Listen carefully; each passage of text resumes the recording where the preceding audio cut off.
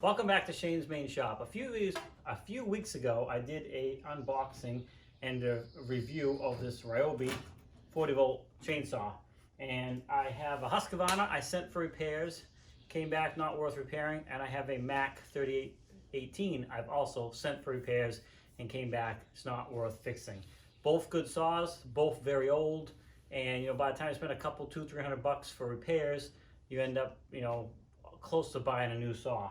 Now, I do have this Poland, how do you want to pronounce it, that the darn thing is super reliable. It runs every time, it starts up every time, it gives me no mechanical issues whatsoever, which is surprising because these are a low-end saw.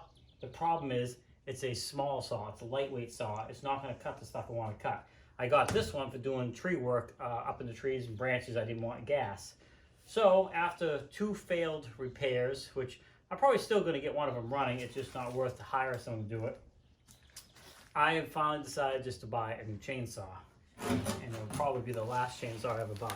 What I have here is the Husqvarna 545 Pro. Now I was seriously looking at the 460 Rancher because it's really all I need. It's not the Pro version, professional series, because the way that I don't know a lot about them. I don't know no pro by no chainsaw professional by any stretch of the imagination, but I do know that there's homeowner chainsaws and there's professional chainsaws that are designed for everyday use, continual use. And then you have the what they call like the transition models, and one of them was the 460 Rancher, which I was seriously considering getting. It has the 60cc motor on it, but when I was shopping and I looked for just $30 or $40 more, I can get a professional series. What I gain in quality, build, and the fact that this thing can be run continuously or a lot more than a homeowner version, we do lose a little bit in power, but not much. It's 50 versus the 60. I'm not worried about that because again, this is going to primarily home use, not everyday use, but it's going to give me a much better quality saw. Now from the 460 Rancher to this, there was a bar size difference. The 460 came stock with the 24-inch, which I really don't need. I do have some big trees, but I was probably going to switch it to a 20-inch blade when it had to be done, and I would have been fine. It would have given me all kinds of power with the smaller blade. However, this one, the 545, comes standard with a 20-inch blade, and so that's going to be really all I need. So let's unbox this thing and show you what it comes with. Now I picked this up at Tractor Supply, and it was just about $600, with tax and everything a little bit more. So you can get it online if you want. Maybe I'll put a link down in the description if you want to pick one of these up. I have not opened this at all yet, so this is a brand new unboxing video. Okay, got a bag. Actually comes with some oil to mix. It comes with a tool, couple tools, air filter. I'm guessing, I wonder if that's a spare air filter. I wouldn't think you'd have to put the air filter when you got it, so you might come with a spare air filter right off the bat. We'll find out. That's how it's packaged in there. They kind of have it wedged underneath this here, so we're going to get this out. There we go.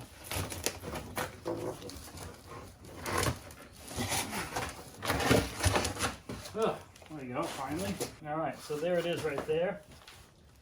Hopefully, and a second reason why I went for this one versus the 460 Rancher is this one is lighter weight. Yes, it is a little bit smaller saw, but again, it's going to be plenty for what I want. I mean, that's a lot of bar there for homeowner use, but I do have a few big oak trees that is going to come in very handy for. So I see this does not come with a bar cover. It comes with a store thing here, but it does not come with an actual cover to slide on it, which is not a big deal because half the time I never put the darn thing back on anyway. I do like the fact that it has the flip-up handles for opening and closing your oil and your fuel spots versus having to get a wrench. So it gives you really something good to grab too. So I do like that feature. Your fuel mixture is back here. Your bar and chain oil is up here. Got just warning stuff. Causes cancer. Cancer, reproductive harm. I have no idea. I guess it's the fluids. Another thing I like about this one too is it has the snaps for removing the cover versus the screws. In the bag, like I said, it's got a couple tools here. A star wrench with a couple torch wrench with a couple different sizes. And of course your regular spark plug and bar wrench. But you can use the screwdriver to just get in here and pop that. It's a lot easier than hurting your fingers. And it looks like there's 3 of those clips. 1, 2, one on the other side, 3. Is there a 4th one? Nope. Oh, there we go. Comes off. And there is an air filter on it, so that's great. So it comes with a spare air filter. Alright. And of course you got your bleeder valve plunger button there to bleed the air out of your line before you start it up. Alright, we'll go ahead and put that back on. Put it back together.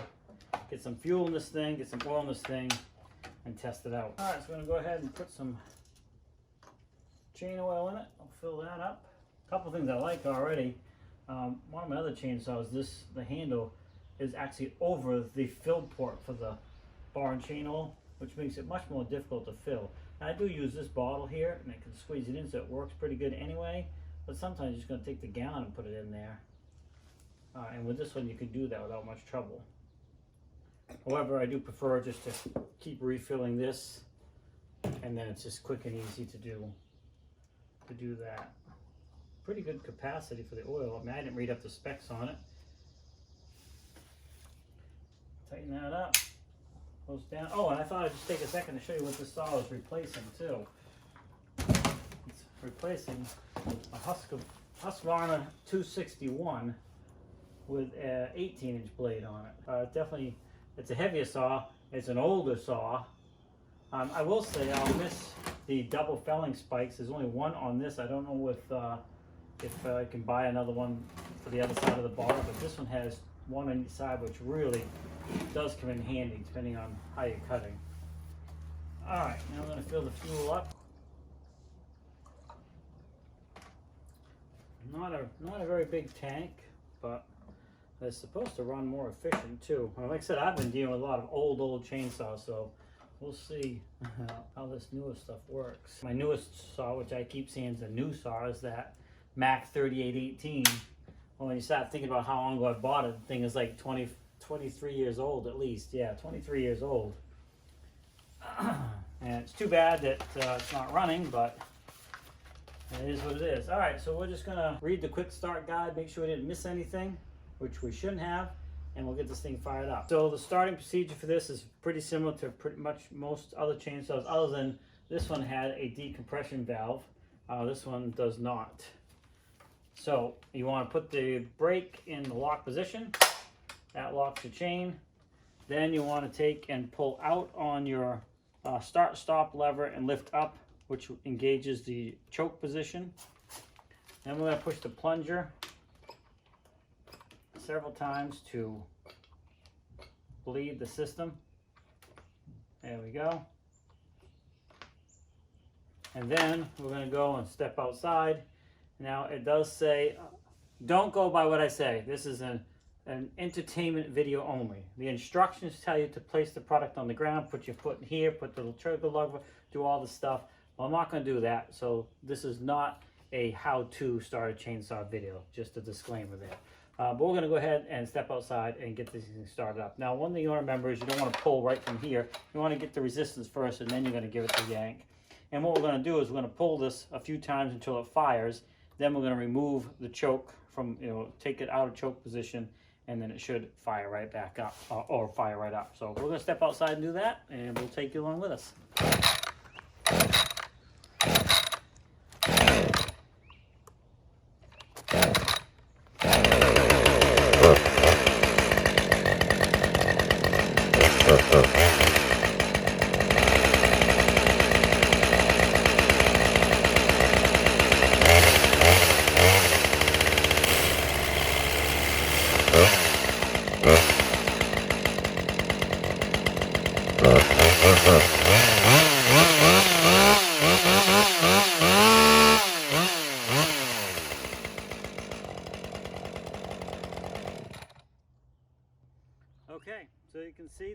much how it starts. I did forget to mention, let it idle, you know, a few seconds before you give it full throttle. And that's even with, I mean, this is a brand new chainsaw, but I would do that with any chainsaw. Let it idle and warm up the engine a little bit. And then of course you want to let it idle once you've used the heck out of it to let the temperature start to bounce back up before you shut them down. You saw me disengage the brake after I had it running as well. But yeah, that seems like it's going to be a great new addition, so I won't be fighting around with this old stuff anymore. I am curious now to see if it'll just start back up without doing anything. That's what we want. All right, we are going to put this to the test today at some point, and we'll show you that too. Okay, so we're outside here now, and we are getting ready to take down a couple trees. We're going to be taking down this pine right here. It looks like a single pine, but if you got beside it, it's a double pine that splits. Hopefully you can probably see that now. There you go. Yeah, you can see that splits. But our goal is to bring that down this way and drop it right out in here. Actually, somewhat towards where the chainsaw is laying. So that'll be that one. Oh, I gotta take the well into consideration actually. So we may shift a little bit one way or the other. And the other one we're going to take down is this big pine right here. And we want to lay that one out, hopefully, in this direction towards this pile. But anywhere going this way, I'd be happy with. Neither one of them, well, both of them will get to the driveway if they go that way, but they won't hit the garage. That's not a problem. And they won't block the driveway because I really don't plan on cleaning these up today. But hopefully you'll get a chance to see at least what this new chainsaw can do for these. And there may be some more bonus video. I have a very challenging cut this afternoon, and this is the 545 professional Husqvarna saw. I have a large oak tree out back. It's a tri oak tree, kind of like that one, a triple. See if I can zoom in on that one, similar to that, but I'll show you. And it's got one that's leaning quite a bit, and I'm going to be taking one of those big ones down. It's at least as big as that one you see there, that one that splits into three right there. So stick around, you might see that at the end. Ready? Yep.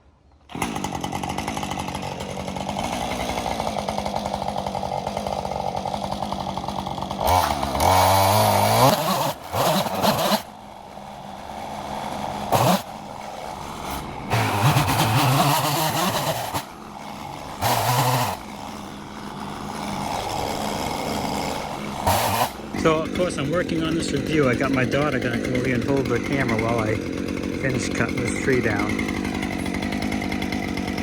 You hold it like that angle. I mean, make sure you get the tree. I can't see the hand. Yeah, I got the tree. It should land right in there, hopefully. Okay. All right? Yeah.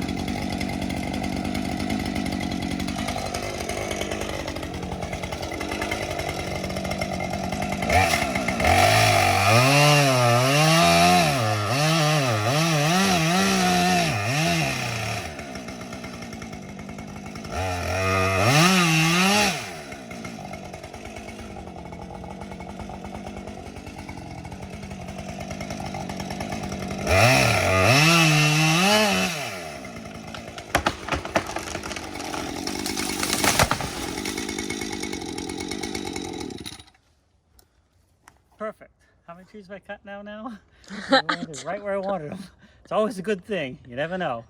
So anyway, this is just a quick, I unboxed it. I showed you. This is a Husqvarna Professional 545 chainsaw. And I just cut down these two trees. So far, so good. Only time will tell. Hey, thanks for swinging by Shane's Main Shop. Please like, subscribe, comment, come back often for more videos. Have a great day, and we'll see you in the next video. Now we have cleanup to do. All right, I got kind of a tricky tree here today. I'm going to be cutting. It's pretty big, as you can see. It's leaning this way, but it's got a big branch going over the pool. I do have double climbing rope tied to it with it come along over there pulling that way. Shouldn't need it, but hopefully a little added security. I'm going to wedge it here and hopefully end up making it drop this way, kind of away from its normal lean, but it's got enough big stuff up there that it should go all right. So that's what we're going to attempt to do here today. If it goes good, I'll be happy. If it goes bad, you guys will see a pool destroyed. which is, I'll get a different angle anyway.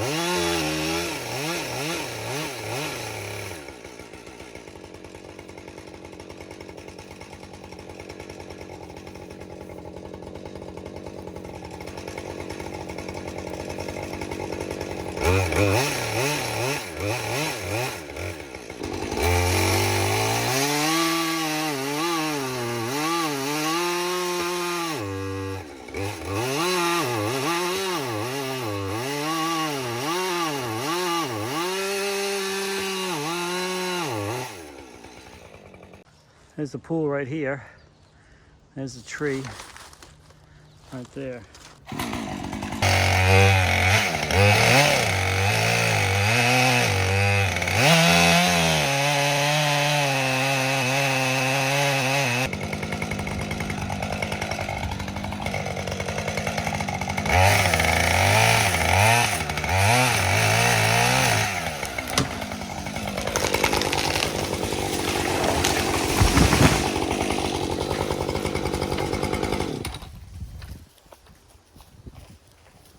Well, I didn't hear any of that. I should have chopped the chainsaw off earlier, but perfect.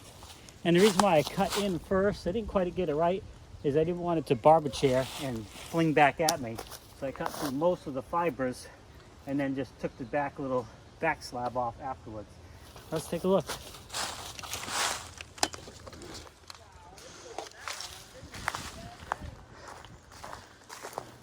Here's the pool, and we're nowhere near it, which is perfect. Well, I hope you liked that video. I'll have to admit, it's probably the most nerve-wracking tree. Well, maybe not the most nerve-wracking, but I just worried about the pool. I don't care about the pool so much, but everybody else would have been pretty upset with me if I destroyed the pool. So, here we go. Now, we will be taking these other ones down eventually, but you can see they're not aimed towards the pool at all. I just gotta remove some fence, drop them down, and we'll be good. So yeah, I really screwed that up, but it worked out okay. I definitely messed that cut up when I went in and plunged in, but it's all right. Tree's down, nobody's hurt, nothing's damaged, perfect. Hey, thanks for swinging by Shane's Main Shop. Please like, subscribe, come back often for more videos. Have a great day, and we'll see you in the next video. I think I said in the beginning of the video that it was gonna hit the fence too, possibly, because when I measured out, it was really close. But you can see we got about a foot here between this top branch and here. There's about a foot. I expected it to hit it with small branches, but I didn't take into account necessarily the 4 feet up that I cut it off. I was going by the height of the tree from the ground when I measured it out. So anyway, doesn't matter. Nothing got damaged and nobody got hurt. And that is a big tree. Let me turn the camera around. That is a good sized tree. Oh, you see we got some splitting here when it hits the ground. Yeah, it doesn't really do it justice, but if I put my hand here, down here, it's pretty big. All right, I gotta clean up.